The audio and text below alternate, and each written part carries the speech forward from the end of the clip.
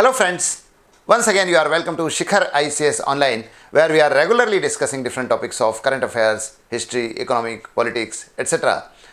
And for few days, or we can say for few weeks, the issue of Balochistan is hot in news. Balochistan जो है वो बहुत ज़बरदस्त रूप से चर्चा का विषय बना हुआ है। पाकिस्तान का राज्य है हालांकि, लेकिन वो भारत में भी चर्चा में है, इंटरनेशनली भी बहुत ज़्यादा चर्चा में है, न्यूज़ में है, न्यूज़ मीडिया में छाया हुआ है बलूचिस्तान का विषय। ख़ास तौर पे रिसेंट जो इंसर्जेंसी की घटनाएं वहाँ पर हुई है, वहाँ विद्रोह की जो घटनाएं हुई है, रिसेंटली आपने देखा होगा कि वहाँ पर एक पूरी की पूरी पाकिस्तान की ट्रेन जो है उसको हाईजेक कर लिया गया था, जिसमें बहुत सारे मिलिट्री ऑफिशियल्स जा रहे थे and many of them were killed according to BLA sources. Balochistan के जो बलूचिस्तान लिबरेशन आर्मी है उसके अनुसार 100 से ज़्यादा लोग उसमें मारे गए। इसके बाद जो है 2 या 3 दिन बाद ही जो है वहाँ जो पाकिस्तान आर्मी की एक बस थी उस पर अटैक किया गया, ठीक वैसे जैसे हमारे यहाँ पुलवामा में अटैक हुआ था। और उस अटैक में भी more than 90 of military officials of Pakistan where killed. तो ये जो घटनाएं हैं इसके कारण बलूचिस्तान चर्चा में बना हुआ है। और आज हमारे इस वीडियो की चर्चा का विषय भी बलूचिस्तान ही है, और हम बलूचिस्तान के बारे में देखने की कोशिश करेंगे कि बलूचिस्तान में ये घटनाएं क्यों हो रही है, बलूचिस्तान में इन घटनाओं का क्या हिस्टोरिकल कारण है, क्या ज्योग्राफिकल कारण है, क्या इकोनॉमिक कारण है, और फिर इसका क्या आफ्टर इफेक्ट हो सकता है, क्या इसके कॉन्सिक्वेंसेस इम्पैक्ट हो सकते हैं। पाकिस्तान में तो होंगे जो होंगे, लेकिन भारत पर क्या हो सकते हैं। तो आप देख रहे हैं शिखर ICS चैनल और मैं हूं आपका फ्रेंड सुनील सिंह। तो आज के इस वीडियो में हम बलूचिस्तान के सभी पक्षों को देखने की कोशिश करेंगे। मेन इशू तो हमारा बलूचिस्तान का विद्रोह है, लेकिन उसके पहले हम बलूचिस्तान की ज्योग्राफिकल जो भौगोलिक स्थिति है वो देखने की कोशिश करेंगे, उनका सोशल इकोनॉमिक स्टेटस देखने की कोशिश करेंगे, उनका भारत से क्या संपर्क रहा है, हिस्टोरिकल कनेक्शन क्या रहा है ये देखने की कोशिश करेंगे, वहाँ विद्रोह क्यों हो रहे हैं, विद्रोह के कारण क्या है ये देखने की कोशिश करेंगे, और जैसा कि मैंने बताया कि इसके ग्लोबल इम्पैक्ट क्या होंगे, इसके पाकिस्तान में क्या प्रभाव होंगे, और फिर हमारे ऊपर खास तौर पर क्या प्रभाव हो सकते हैं या भारत को किस प्रकार से प्रभावित कर सकती है बलूचिस्तान की आज़ादी की ये घटनाएं। शुरू करते हैं बलूचिस्तान के ज्योग्राफी से। देखिए, बलूचिस्तान जो है पाकिस्तान का एक प्रोविंस है, पाकिस्तान का एक प्रांत है, पाकिस्तान के पश्चिम में है, वेस्टर्न पाकिस्तान में है, और इंटरनेशनल बॉर्डर से घिरा हुआ है। अगर नॉर्थ वेस्ट की बात करें तो अफ़गानिस्तान है नॉर्थ वेस्ट में, वेस्ट की बात करें तो ईरान है, और साउथ की बात करें तो अरब सागर से घिरा हुआ है, और पूर्व में तो बेशक पाकिस्तान के बाकी राज्य जो पंजाब वगैरह है वो है ही। अलग अलग भागों में बस बटा हुआ है। सिस्तान का कुछ हिस्सा है, कुछ कलात का हिस्सा है, साउथ में मकरान का हिस्सा है जो कोस्टल रीजन है। ये सब जो है बलूचिस्तान की ज्योग्राफिकल स्टेटस को बताता है। बलूचिस्तान जो है वो पाकिस्तान का बहुत बड़ा भाग है। It is around 45% of the total area of Pakistan. आप इससे समझ सकते हैं कि बलूचिस्तान क्यों इंपॉर्टेंट है पाकिस्तान के लिए, क्योंकि वो पाकिस्तान का लगभग 45% हिस्से का निर्माण करता है, और जनसंख्या भी काफ़ी है, यहाँ पर बड़ी जनसंख्या है। और दूसरी चीज़ ये है कि बहुत समृद्ध क्षेत्र है, समृद्ध भी है और गरीब भी है। समृद्ध prosperous from the point of view of its resources, particularly the mineral resources. खनिज संसाधन बहुत ज़्यादा है, और खेती भी अच्छी है, लेकिन गरीब है इस दृष्टि से कि लोग गरीब है, लोग बेरोजगार है, लोगों को यहाँ की प्रॉस्पेरिटी का कोई बेनिफिट अभी तक नहीं मिल पाया है। अगर इतिहास की बात करें बलूचिस्तान की, तो बलूचिस्तान जो है बहुत पहले से भारतीय इतिहास में बलूचिस्तान का उल्लेख हमको मिलता है। आप देखिए कि अगर हम प्री हिस्टोरिक पीरियड की बात करें, प्रागैतिहासिक काल के इतिहास, लगभग आज से 6-7 हज़ार साल पहले की बात करें, तो भी यहाँ के जो मेहरगढ़ वाले क्षेत्र थे, यहाँ मेहरगढ़ था, बोलन नदी की घाटी में, जिसको बोलन घाटी बोलते हैं या बोलन का दर्रा भी बोलते हैं, वो बोलन नदी की घाटी में जो है कई ऐसे क्षेत्र है, खासतौर पर जैसे मेहरगढ़ है। यहाँ से नवपाषाण काल की, नियोलिथिक एज की संस्कृति मिलती है, यहाँ बस्तियाँ मिली। और सबसे खास चीज़ है कि भारतीय इतिहास में कृषि किए जाने के, पर्टिकुलरली गेहूं की खेती, जौ की खेती किए जाने के सबसे आरंभिक साक्ष्य जो है, the most earliest evidences of farming wheat in India were found in Mehrgarh, which is in Balochistan of course. तो बलूचिस्तान के मेहरगढ़ से आपको ये मिलता है। इसके बाद आप देखिए कि मौर्य पीरियड में भी बलूचिस्तान भारत का हिस्सा था, खासतौर पे चंद्रगुप्त मौर्य के समय। आपने चंद्रगुप्त मौर्य का नाम सुना होगा, जिनके मंत्री थे चाणक्य महाराज, वो जो है मंत्री थे चंद्रगुप्त मौर्य के। तो उनके समय आपने पढ़ा होगा कभी, अगर आप इतिहास में रुचि लेते हैं तो, कि चंद्रगुप्त मौर्य ने एक बहुत प्रसिद्ध यूनानी शासक को हराया था, नाम था सेल्यूकस। ये 305 ईसा पूर्व की 305 BC की घटना है। सेल्यूकस को पराजित किया था और बहुत बड़ा क्षेत्र जो है एक्वायर किया उससे। उसमें आपने सुना होगा अराकोसिया था, एरिया था, जेड्रोसिया था और पेरिपेनिसिदाई था। तो ये क्षेत्र थे, ये यूनानी नाम है, चूँकि यूनानी लेखकों ने ही इसका वर्णन किया है। तो इसमें से जो जेड्रोसिया है वो मकरान है जो बलूचिस्तान में है, और इसके अलावा पेरिपेनिसिदाई जो है वो भी बलूचिस्तान का ही हिस्सा है। तो इस तरह से जो है मतलब साउथ अफगानिस्तान या उत्तरी बलूचिस्तान का हिस्सा है। तो इस तरह से चंद्रगुप्त मौर्य के समय ये भाग जो है भारत का ही हिस्सा हुआ करता था। और यहाँ पर आज तो खैर बलूच जनजाति पाई जाती है, बलूच जाति पाई जाती है जो बलोच भाषा बोलते हैं, और वो मोस्टली शिया मुस्लिम है। लेकिन अगर आप ऐतिहासिक परिप्रेक्ष्य में देखेंगे, खासतौर पे अगर आप महाजनपद काल का इतिहास देखेंगे, देखिए महाजनपद में छोटी सी एक बात कह दूं आपको कि भारत में राज्य का जो सबसे आरंभिक स्वरूप दिखाई देता है वो महाजनपद के रूप में दिखाई देता है। महाजनपद के रूप में the most earliest form of state in India was found in the form of Mahajanapada, जिसका उल्लेख जैन ग्रंथों में, बौद्ध ग्रंथों में मिलता है, अंगुत्तर निकाय में मिलता है, 16 ऐसे महाजनपदों का। तो उसी महाजनपद में से एक महाजनपद है गंधार का महाजनपद। अब गंधार आपको समझ में आ रहा होगा, आजकल कंधार है, उस समय गंधार होता था, जहाँ की गांधारी रानी थी, धृतराष्ट्र की रानी जो थी। तो इस गंधार स्टेट का हिस्सा हुआ करता था बलूचिस्तान का अधिकांश भाग। और ऐसे भी एविडेंसेस है, कुछ ऐतिहासिक सोर्स ऐसे भी हैं, रिसर्च ऐसी भी है जो ये बताती है कि जो अगर आप इतिहास को, खासतौर पे जो वैदिक काल का इतिहास है उसको आप पढ़ेंगे तो आप पाएंगे कि भारत में जो भरत वंश है, जो कौरवों का वंश है या पांडवों का वंश है, उसको भरत वंश कहा जाता है। उस वंश में एक राजा हुए ययाति, और उस ययाति के 5 पुत्र थे, अनुस, द्रुह, तुर्वसु, यदु, पुरु, ऐसे 5 थे। इन्हीं को पांचजन्य कहा जाता है। तो इन जो पुरु थे उन्हीं के वंशज माने जाते हैं बलूचिस्तान के लोग। ये ऐतिहासिक रिसर्च का एक परिणाम बता रहा हूँ मैं आपको, एक ऐतिहासिक अनुसंधान का परिणाम बता रहा हूँ। तो पुरु के वंशज माने जाते हैं, ये भी हमारे यहाँ दिखाई। इसलिए आपको देखो कि वहाँ पर हिंदू संस्कृति बहुत दिखाई देती है। इसलिए आप देखो कि वहाँ अभी रिसेंट टाइम तक वहाँ पर जो है हिंदू पाए जाते थे। और आप देखिए कि एक हिंगलाज माता का मंदिर है, जो भारत की 51 शक्तिपीठ में से एक पीठ है, वो हिंगलाज माता का मंदिर बलूचिस्तान में है। हिंगलाज माता का मंदिर जो है वो बलूचिस्तान में है। वहाँ अभी थोड़े दिन पहले तक मेला भी लगता था इसका। तो ये बताते हैं कि बलूचिस्तान से भारत के बड़े पुराने ऐतिहासिक संपर्क रहे हैं। लेकिन मध्यकाल में फिर धीरे धीरे यहाँ पर मुस्लिम शासकों का राज्य होता गया, खासतौर पर ईरान से आने वालों का। लेकिन आप आधुनिक काल का इतिहास देखिए कि आधुनिक काल में यहाँ जो मुस्लिम रियासतें थी उनको धीरे धीरे अंग्रेजों ने एक्वायर कर लिया। 1877 के आसपास जब भारत में लॉर्ड लिटन गवर्नर जनरल थे, बलूचिस्तान के अधिकांश भाग पर अंग्रेजों का कब्जा हुआ और इन्होंने इसको अलग अलग स्टेट्स में, कलात अलग, सिस्तान अलग, मकरान अलग, ऐसे ऐसे करके बांट दिया।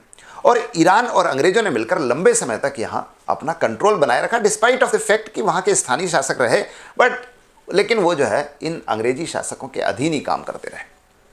तो वो इसलिए अंग्रेजों का यहाँ पर अधिकार रहा और अंग्रेजों ने इसको बलूच एजेंसी या बलोच एजेंसी का नाम दिया इस पूरे क्षेत्र को। जब भारत स्वतंत्र होने वाला था, यानी 1947 के आसपास का इतिहास अगर देखें तो उस समय यहाँ छोटी छोटी रियासतें थी। और माउंटबेटन प्लान के अनुसार, जो 1947 में ही आया था, मार्च 1947 में, उस माउंटबेटन प्लान के अनुसार जो देशी रियासतें थी उनको ये स्वतंत्रता दी गई थी कि वो या तो भारत में मिल जाए या पाकिस्तान में मिल जाए या स्वतंत्र बने रहे। तो बलूचिस्तान के जो मुख्य राज्य था वो कलात का राज्य था। तो कलात ने यह तय किया कि हम स्वतंत्र रहेंगे। तो 11 मार्च 1947 को कलात जो है एक स्वतंत्र राज्य के रूप में स्थापित हो गया। लेकिन उस पर उसने पाकिस्तान के साथ, जो बन रहा था पाकिस्तान या जिन्ना के प्रभाव में आके पाकिस्तान के साथ एक समझौता कर लिया था कि उसके जो बाहरी जो मामले हैं, एक्सटर्नल अफेयर्स के मामले हैं, और रक्षा के जो मामले हैं, सैन्य मामले, मिलिट्री अफेयर्स हैं, ये दोनों पाकिस्तान के कंट्रोल में रहेंगे, जो इसके पहले ब्रिटिश सरकार के कंट्रोल में थे। ये तय हुआ 11 मार्च 1947 को। लेकिन इसके बाद अब मैं आपको वो इतिहास बता रहा हूँ कि किस तरह से भारत पाकिस्तान अलग हुआ और उस समय किस तरह से बलूचिस्तान राज्य अलग हुआ और किस तरह से पाकिस्तान में मिला। तो बलूचिस्तान एक स्वतंत्र राज्य बन गया, पाकिस्तान का उस पर कंट्रोल था। हालांकि बलूचिस्तान का अभी भी भारत के प्रति झुकाव था और वो भारत में भी मिलना चाहते थे, भारत में मिलना चाहते थे, और उन्होंने भारतीय सरकार से संपर्क किया इसके लिए। लेकिन आप दुर्भाग्य देखिए, या मैं ये कहूँ कि तत्कालीन भारत सरकार की अकर्मण्यता देखिए कि इस डिप्लोमेसी का, कि सब एक राज्य, स्वतंत्र राज्य आपसे मांग कर रहा था कि आप हमको हमारा विलय कर लीजिए, आप हमको कंट्रोल कर लीजिए, हमको पाकिस्तान से बचा लीजिए। लेकिन उस समय की सरकार ने कोई कूटनीतिक जवाब नहीं दिया। बल्कि मार्च 1948 में ऑल इंडिया रेडियो से ये संदेश प्रसारित किया गया कि बलूचिस्तान पर भारत का कोई नियंत्रण नहीं है। संदेश स्पष्ट था कि भारत जो है इंटरेस्टेड नहीं है, भारत रुचिकर नहीं है बलूचिस्तान का विलय करने में। स्वाभाविक सी बात है कि ये पाकिस्तान के लिए एक मौका बन गया और इस मौके को ताड़ा पाकिस्तान ने। और मार्च 1948 में ही पाकिस्तान ने एक बड़ी सेना भेजी बलूचिस्तान और बलूचिस्तान पर नियंत्रण कर लिया। कहने के लिए उन्होंने कलात के जो उस समय के राजा थे, कलात के जो उस समय के नवाब थे, उनके साथ एक समझौता किया और कहा कि इसको पाकिस्तान जो बलूचिस्तान की संसद है, जिरगा कहा जाता था, उस जिरगा का भी समर्थन है, लेकिन ना तो जिरगा का समर्थन था और ना बलूचिस्तान की जनता का समर्थन था। ये केवल नवाब को एक तरफा जो है अपनी तरफ मिला के बलूचिस्तान के विलय को ऑफिशियल बनाया गया और इसका बहुत विरोध हुआ। यही कारण है कि 1948 में जब सेना भेजी गई तो ज़बरदस्त तरीके से बलूच लोगों का जो है दमन किया गया, एट्रोसिटीज़ की गई, हिंसा की गई, अत्याचार किए गए। और इसके बाद से फिर लगातार बलूचिस्तान में जो है पाकिस्तान की सरकार के खिलाफ विद्रोह हो रहे हैं लगातार। मतलब 1948-49 में देखिए, 1952 से 57 तक देखिए, 63 से 69 तक देखिए, अभी 2004 से फिर से विद्रोह हो रहा है जो अभी तक चल रहे हैं। जो रिसेंट घटनाएं हैं ये भी उसी बलूच विद्रोह का ही परिणाम है। तो ये विद्रोह जो है लगातार हो रहा है और इसी की परिणति, इसी का परिणाम आपने रिसेंटली देखा कि किस तरह से बलूचिस्तान में पाकिस्तान की सेना से भरी हुई ट्रेन को हाईजैक कर लिया गया and many of the soldiers where killed, Pakistani soldiers where killed. और उसके रिसेंटली 2 दिन बाद ही जो है एक सेना की जो बस थी उस पर हमला किया गया, बम विस्फोट किया गया और उसमें भी कई सैनिक मारे गए। तो ऐसी कई घटनाएं बलूचिस्तान में लगातार हो रही हैं और विद्रोह हो रहे हैं। मैंने बताया कि 5 विद्रोह अभी तक हो चुके हैं। तो जरा हम देखने की कोशिश करते हैं कि पाकिस्तान सरकार के खिलाफ बलूचिस्तान में ये जो विद्रोह हो रहे हैं इसका कारण क्या है। देखिए, एक तो हिस्टोरिकल कारण है कि जिस तरह से the way Balochistan was merged into Pakistan was not accepted to the people of Balochistan. जिस तरह से बलूचिस्तान का विलय किया गया वो बलूचिस्तान के लोगों को स्वीकार नहीं था और वो पाकिस्तान से बहुत नाराज थे। तो एक बड़ा कारण तो ये है। दूसरी चीज़ ये है कि बलूचिस्तान के लोगों को ये भी मालूम है कि पाकिस्तान की निगाह बलूचिस्तान के समृद्ध खनिज भंडारों पर है। बलूचिस्तान में जो है तांबा, चांदी, इवन नेचुरल गैस के बड़े भंडार हैं। बलूचिस्तान में एक सुई नाम की जगह है, सुई, वहाँ नेचुरल गैस के इतने बड़े भंडार है कि लगभग आधे पाकिस्तान को नेचुरल गैस या जो रसोई की गैस है वो वहीं से सप्लाई हो रही है, आधे पाकिस्तान को। तो बड़े संसाधन हैं और पाकिस्तान उनका विदोहन भी कर रहा है लगातार 1948 के बाद से ही। लेकिन अगर विदोहन कर रहा है तो इसका लाभ स्थानीय लोगों को मिलना चाहिए, बलूच लोगों को मिलना चाहिए। लेकिन ना बलूच लोगों को इसका फ़ायदा हो रहा है, ना उनको रोज़गार मिल रहा है, ना उनको और किसी प्रकार से लाभ मिल रहा है और उल्टे बल्कि वो जो है वो गरीबी की हालत में है। In comparison to the rest of the Pakistan, Balochistan की स्थिति बहुत ख़राब है। पॉवर्टी है, गरीबी है, अनएम्प्लॉयमेंट है, आर्थिक संकट है, लोगों को जो सामान्य ज़रूरतें हैं वो पूरी नहीं हो पा रही उनकी। तो बलूचिस्तान के लोगों को लग रहा है कि सब संसाधन हमारे यूज़ कर रहा है और हमको ही गुर्बत में, हमको ही जो है पुअर बना रखा है, गरीब बना रखा है। इससे भी नाराज़ है। फिर इससे भी नाराज़ है कि जब से बलूचिस्तान का विलय हुआ है पाकिस्तान ने लगातार बलूच लोगों का दमन किया, बहुत बुरी तरह मारा गया। मानवाधिकारों का जितना उल्लंघन बलूचिस्तान में हुआ उतना दुनिया में कहीं नहीं हुआ है, ऐसा कहा जाता है। अकेले परवेज मुशर्रफ के समय वहाँ 10,000 से ज़्यादा लोग जो है गायब हो गए। वो नहीं जो मारे गए और जिनकी लाशें मिली, वो तो अलग है। 10,000 पीपल आर मिसिंग अकेले परवेज मुशर्रफ का जब पीरियड था। और यही वो पीरियड है जब बलूचिस्तान के जो कलात के जो राज परिवार के बलूच नेता थे अकबर खान बुगाती, उनकी हत्या कर दी गई थी। तो इससे भी बलूच लोग नाराज़ है और वो लगातार जो है वो इंसर्जेंट है, वो लगातार विद्रोह कर रहे हैं। लेकिन एक बहुत बड़ी चीज़ जो है वो चीन का हस्तक्षेप है। देखिए, चीन भारत को घेरने के प्रयास में भारत के आसपास के क्षेत्रों पर कब्जा कर रहा है।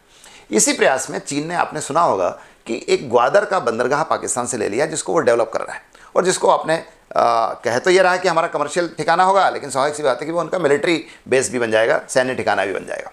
और उसको जोड़ा जा रहा है नॉर्थ पाकिस्तान से लेकर नीचे तक एक बड़े रोड के द्वारा, जिसको इकोनॉमिक कॉरिडोर नाम दिया जा रहा है। आपने सीपैक का नाम सुना होगा, CPEC, China Pakistan economic corridor. फिर से बोल रहा हूँ, चाइना पाकिस्तान इकोनॉमिक कॉरिडोर। तो पूरा एक रोड बनाया जा रहा है and most of that CPEC is passing through Balochistan.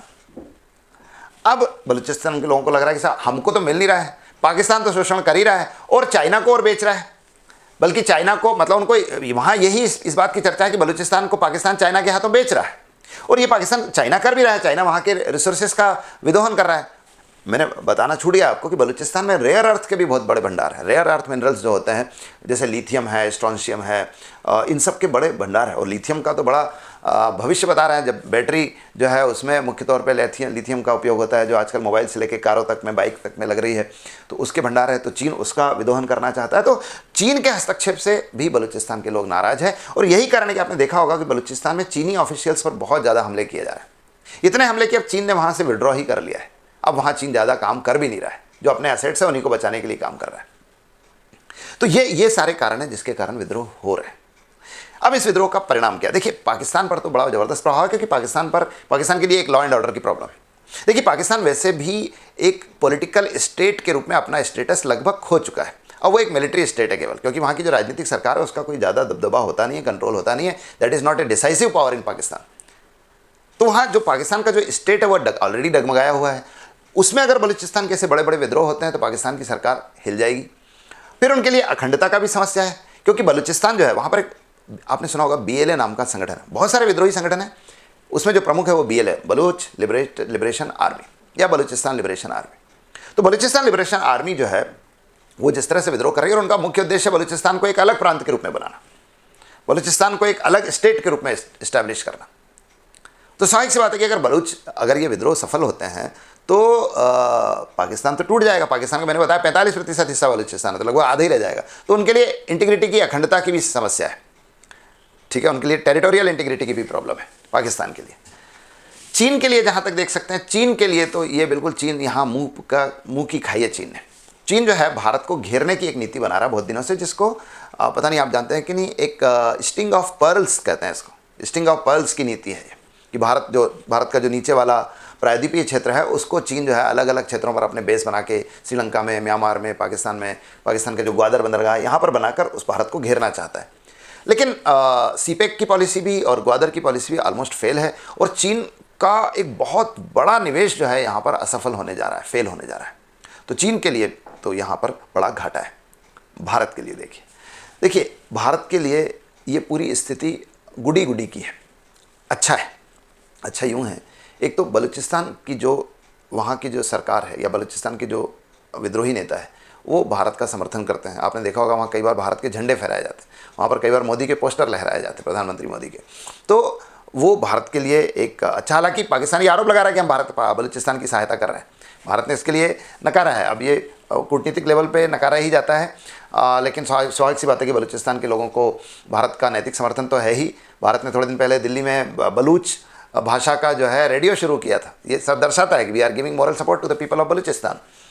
तो भारत ये कर ही रहा है। अब अगर पाकिस्तान बलूचिस्तान की तरफ ज़्यादा ध्यान देगा, मिलिट्री रिसोर्सेस लगाएगा, इकोनॉमिक रिसोर्सेस लगाने पड़ेंगे, तो स्वाभाविक सी बात है कि भारत में इंसर्जेंसी या भारत में मिलिटेंट एक्टिविटीज़, खासतौर पे कश्मीर में जो मिलिटेंट एक्टिविटीज़ हो रही है वो कम होगी क्योंकि कश्मीरी मिलिटेंट को जो पाकिस्तानी सहायता मिलती है इकोनॉमिक रूप से या मॉरल रूप से, वो कम हो जाएगी।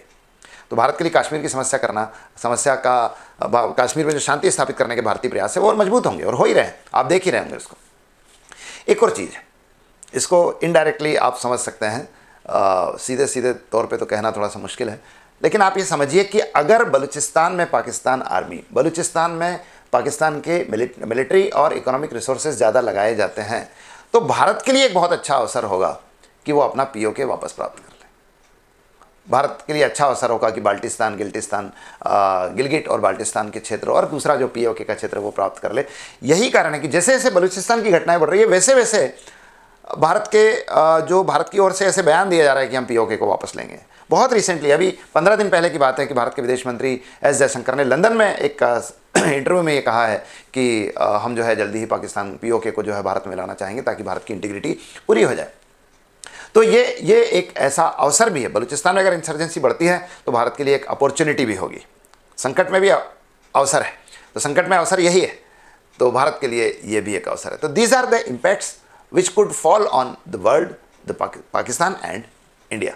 तो ये बलूचिस्तान से संबंधित सारी चीज़ें हैं फ्रेंड्स। उम्मीद करते हैं कि आपको आज का वीडियो अच्छा लगा होगा। अच्छा लगा है तो इसे एक तो लाइक कीजिए, सो दैट हमारा मोराल बढ़े। दूसरा ये कि आप इसे अपने फ्रेंड्स के साथ शेयर कीजिए। फिर ये भी कि अगर आपने अभी तक ये चैनल सब्सक्राइब नहीं किया तो इसको सब्सक्राइब जरूर कीजिए, ताकि आपको रेगुलर बेसिस पर ऐसे वीडियो मिल सके। तो thank you very much, have a good day.